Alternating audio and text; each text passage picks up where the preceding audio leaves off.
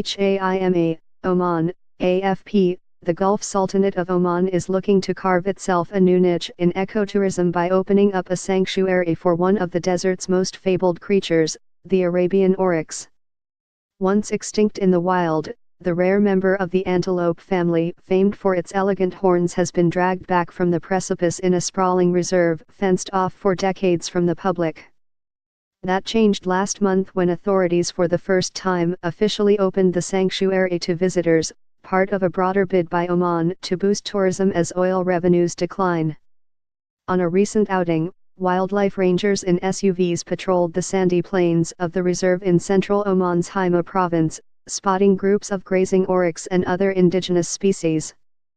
For years, the main goal has been a basic one: ensuring the oryx can survive by focusing on helping the animals here reproduce and multiply, said sanctuary spokesman Hamd bin Mahmoud al-Harsuzi. But now, as numbers have ticked up from just 100 some 2 decades ago to almost 750 today, the authorities began eyeing another role for the reserve. There has been more interest in its tourism potential, to take advantage of its uniqueness and rare animals, Harsuzi told AFP. Arabian unicorn. The story of the Arabian oryx, sometimes referred to as the Arabian unicorn due to its distinctive profile, is one of miraculous survival. Hunted prolifically, the last wild member of the species was killed in Oman by suspected poachers in 1972. The species only clung to existence thanks to a program to breed them in captivity, and in the early 1980s a batch of 10 were released into Oman's Arabian oryx sanctuary. Since then, regenerating the oryx has been an often precarious process. The Omani sanctuary sprawls over 2,824 square kilometers of diverse terrain, from flat plains to rocky slopes and sandy dunes. Its own fate has been nearly as tortured as that of the oryx it houses. In 2007, the sanctuary became the first place ever to be removed from UNESCO's World Heritage List as the government of Oman turned most of it over to oil drilling. On guard against poachers.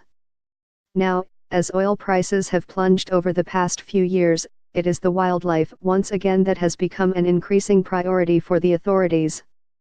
Harsuzi puts the current number of Arabian oryx in the sanctuary at 742 and says that other species are flourishing there too. In the past 3 years, we have been able to increase the number of the Arabian gazelle, known as sand gazelles, from 300 to about 850, he added.